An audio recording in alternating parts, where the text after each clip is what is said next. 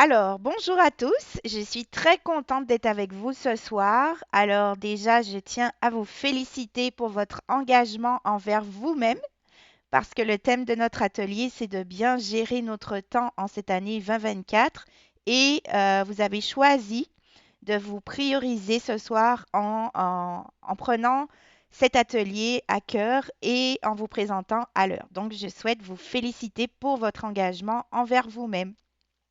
On va être ensemble pour une période de 50 minutes. Donc, nous allons tout d'abord discuter des astuces et des trucs pour bien gérer notre temps en 2024.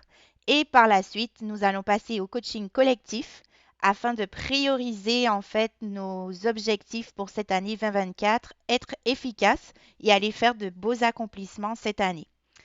Alors, sans plus tarder, comme je disais, nous allons parler de la gestion du temps, comment bien gérer son temps, quelques trucs et astuces pour cette année qu'on va partager ensemble. Alors, premièrement, ce qu'il faut savoir, c'est que pour bien gérer son temps, il faut déjà savoir quel objectif nous avons à atteindre. Donc, pour pouvoir fixer des objectifs, ben, il faut déjà que notre objectif soit atteignable. Et pour cela, en fait, il faut être spécifique dans l'objectif que nous allons fixer pour atteindre cet objectif.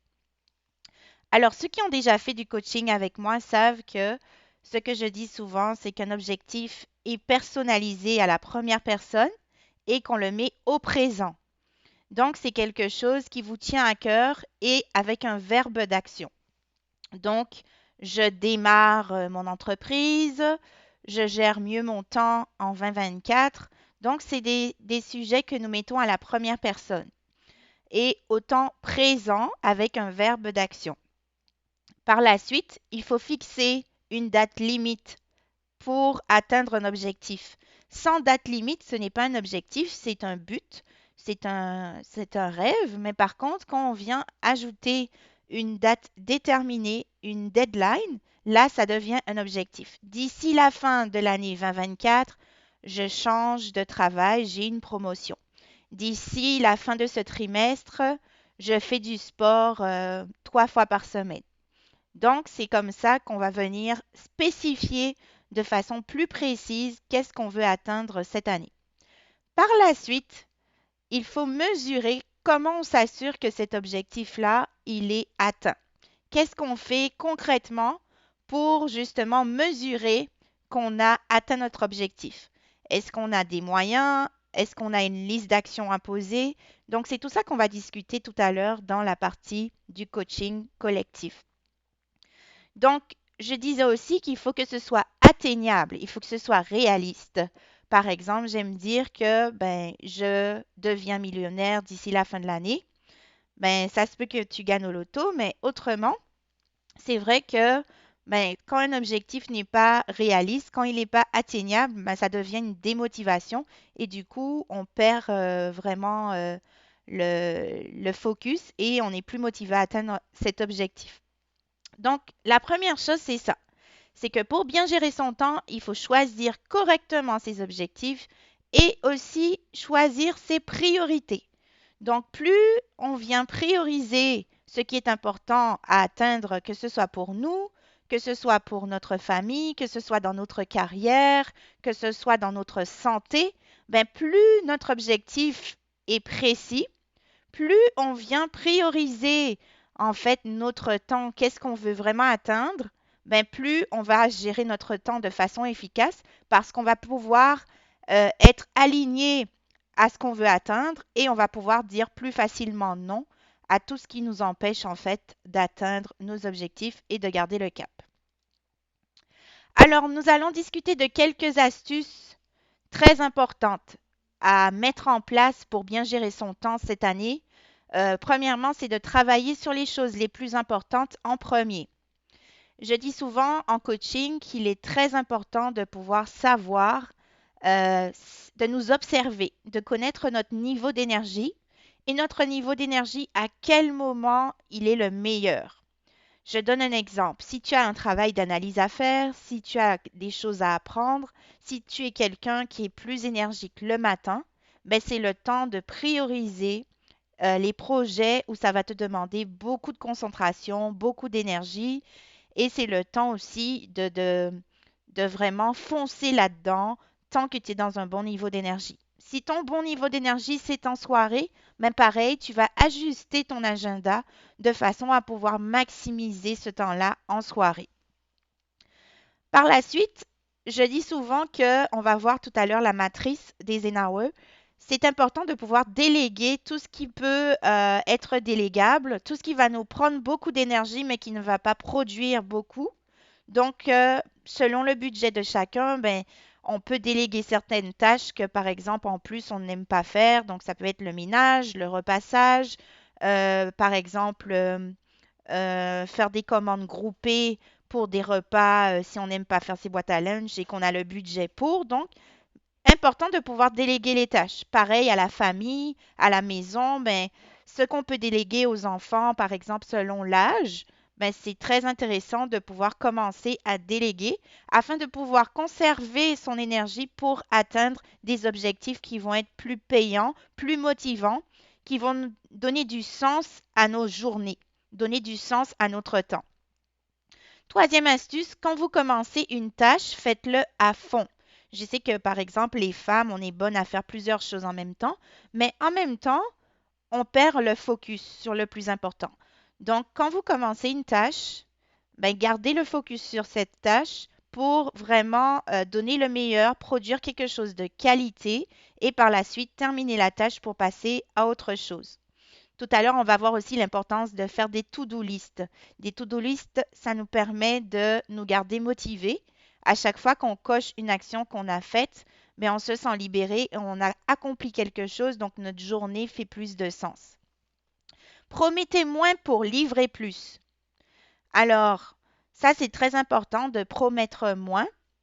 Donc, par exemple, si vous savez que vous avez un échéancier, on vous demande quelque chose et on vous dit ben, combien de temps ça vous prend.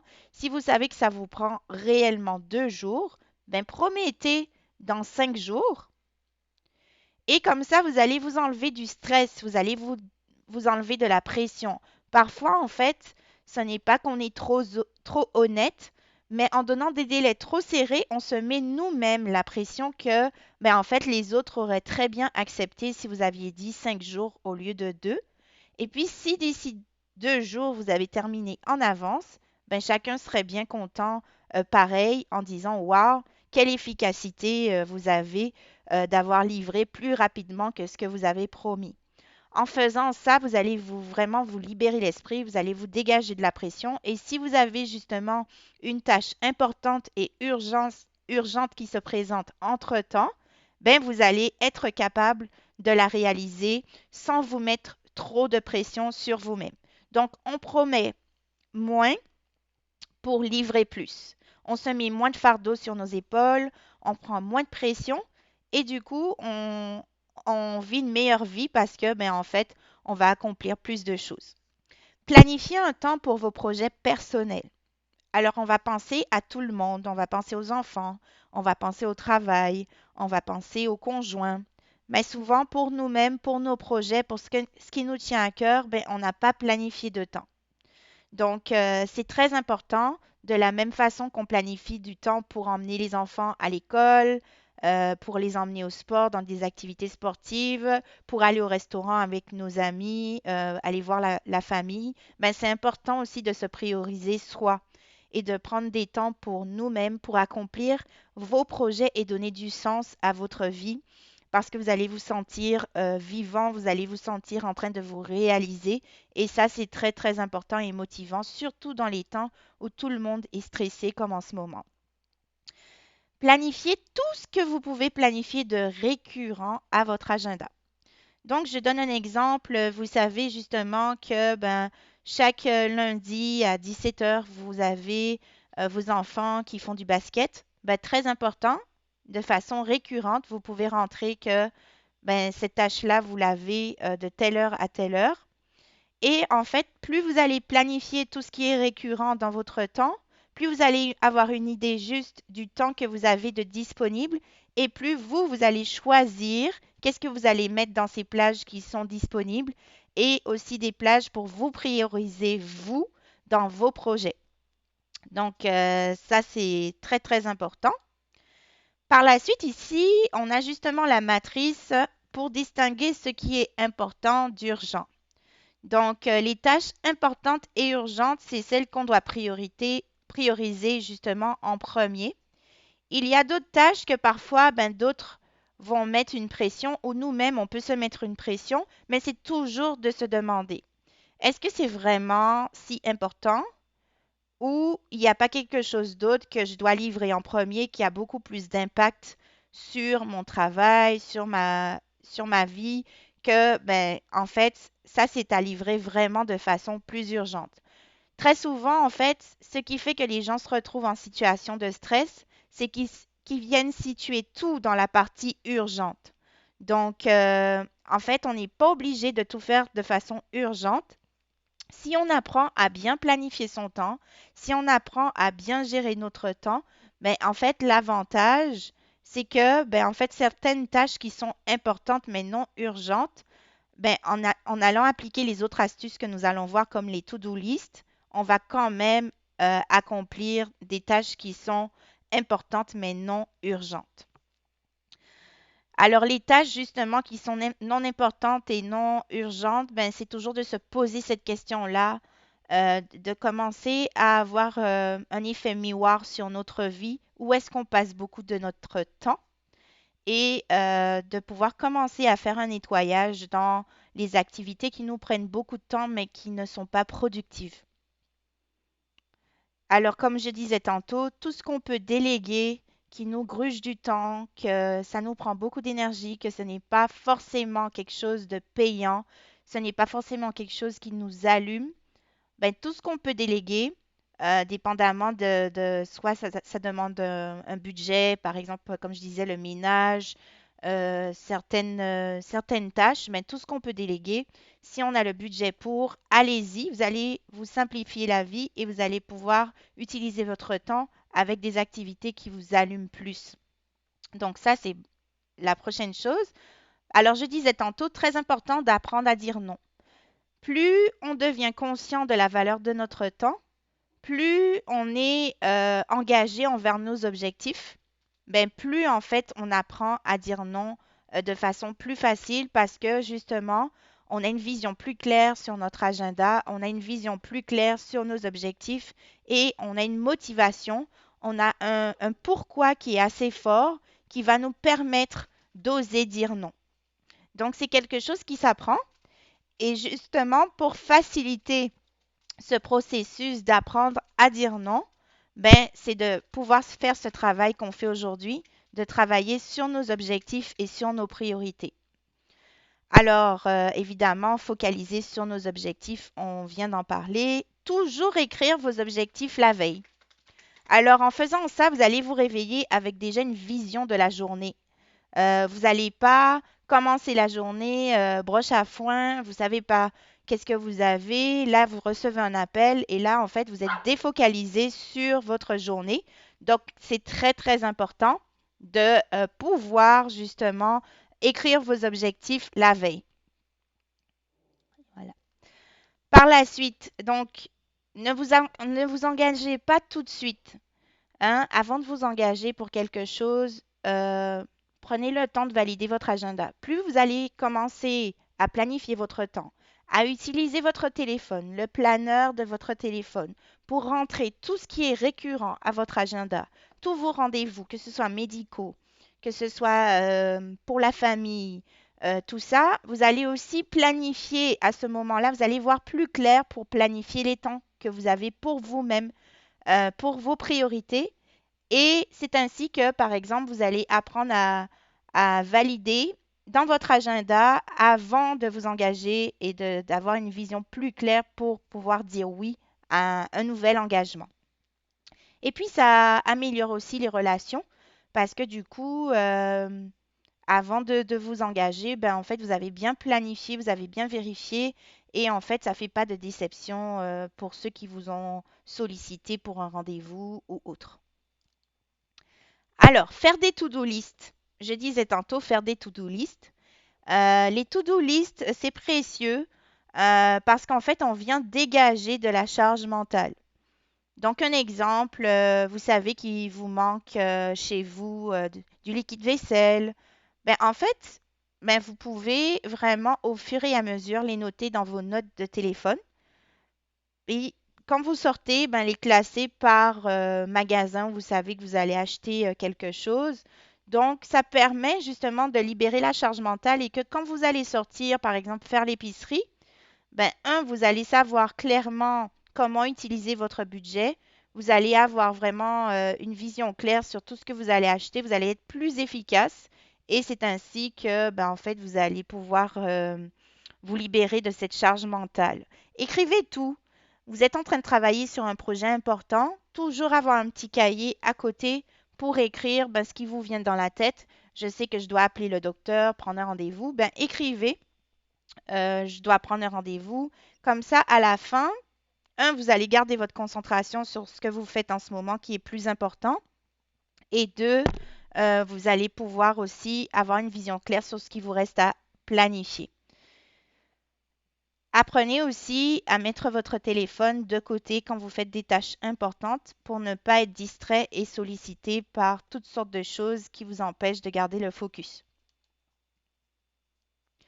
Alors, comme je disais tantôt, très important, on peut utiliser les applications de notre téléphone, utiliser l'application sur les notes de notre téléphone pour aller même cocher de façon virtuelle ben, tout ce qu'on a planifié comme tâche. Alors, j'ai dit tantôt, bloquer les plages horaires et tout. Vous pouvez aussi planifier d'avance vos repas. Nous avons justement des planificateurs de repas qui permettent euh, aux familles en fait de pouvoir planifier mieux l'épicerie, de faire des économies dans le budget, de pouvoir aussi moins perdre du temps parce que les choses sont déjà planifiées d'avance. Et plus on est planifié d'avance, plus on profite de l'instant présent parce qu'on est moins à courir après le temps. Donc, planifier, comme on a dit, les restaurants, les rendez-vous, les sorties. Et c'est plus on s'habitue à le faire, plus on dégage du temps pour nos propres objectifs. Alors, nous allons passer maintenant au coaching collectif.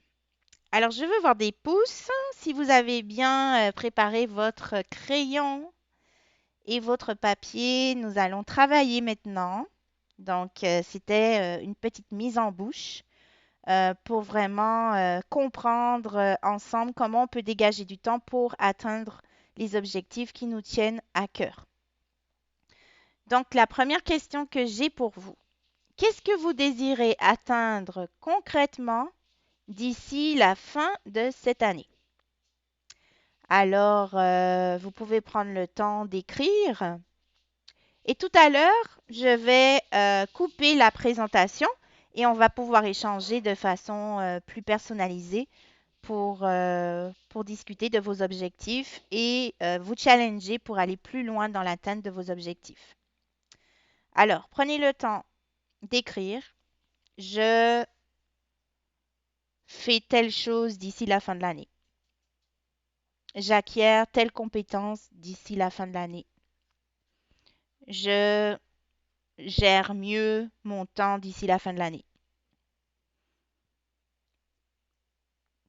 Je vous laisse quelques minutes et vous pouvez me mettre des pouces quand vous avez écrit vos objectifs pour que je passe à la prochaine question.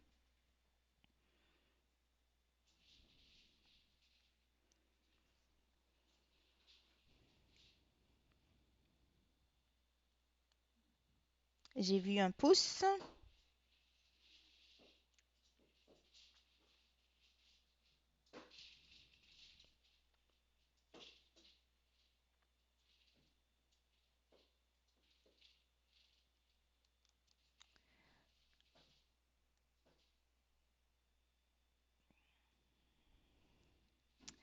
Donc voilà. Est-ce que pour les autres, ça va?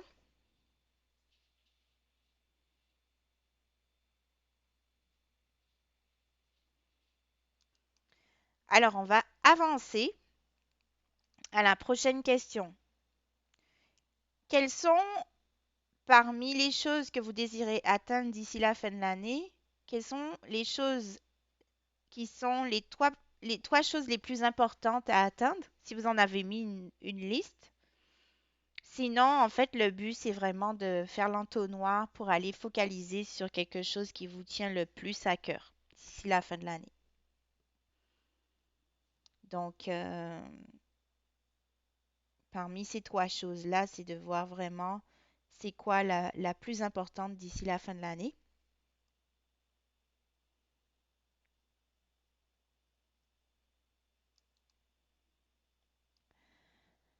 Maintenant, qu'est-ce que ça prend concrètement comme action pour atteindre cet objectif?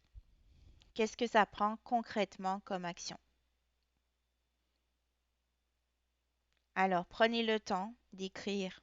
Est-ce que vous devez faire des recherches? Est-ce que vous devez vous inscrire dans un cours, une session de cours? Qu'est-ce que ça prend concrètement? Je vous laisse encore du temps. Super, super. J'ai vu une belle explosion de pouces. Donc ça, c'est génial. Alors maintenant, on va aller mesurer.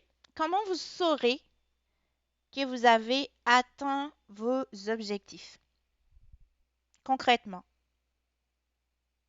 Et ça peut être qualitatif ou quantitatif. Concrètement, comment vous saurez que vous avez atteint votre objectif? Puis tout à l'heure, on va pouvoir discuter de cas concrets si jamais c'est difficile de pouvoir mesurer. Là encore, je vais attendre vos pouces.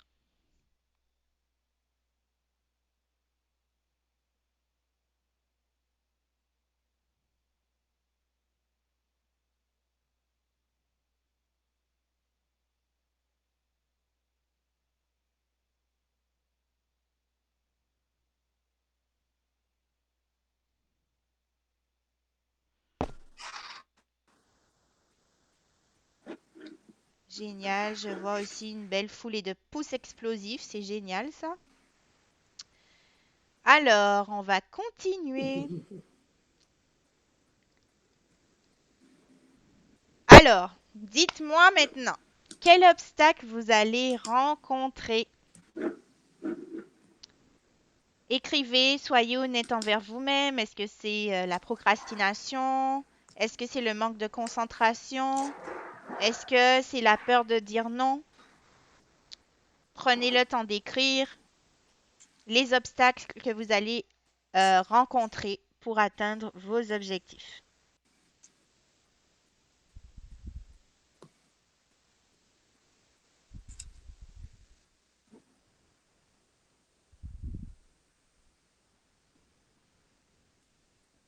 Alors, c'est là où, en fait, quand on commence à parler des obstacles, des peurs et tout, c'est là où, en fait, on va venir vraiment travailler sur l'inconscient. Parfois, on a des belles résolutions au début de l'année, mais il y a des blocages qu'on a qui peuvent nous empêcher, en fait, d'atteindre nos objectifs.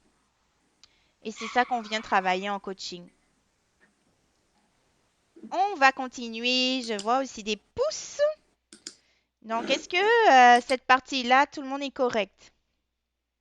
Je vois un autre pouce. Donc, on va travailler vraiment sur justement les objectifs. On va travailler sur ces obstacles pour pouvoir dépasser ces obstacles. C'est ce qu'on va s'apprêter à faire après quand je vais arrêter la présentation. Alors, là, je pose quand même la question. Vous avez écrit vos obstacles. Qu'est-ce que vous allez faire concrètement pour y faire face? Qu'est-ce que vous pouvez mettre en place comme mécanisme pour y faire face? Et là, vous pouvez écrire vos idées, puis tout à l'heure, on peut en discuter en groupe. Là, il n'y a pas de souci en équipe. Encore une fois, juste un petit pouce quand vous avez écrit.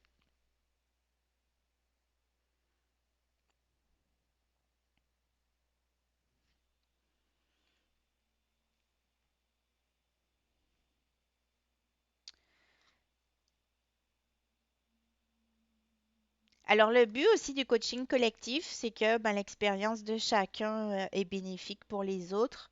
Donc, en fait, on peut partager des trucs et astuces aussi en coaching collectif. Donc, c'est très, très intéressant pour ça.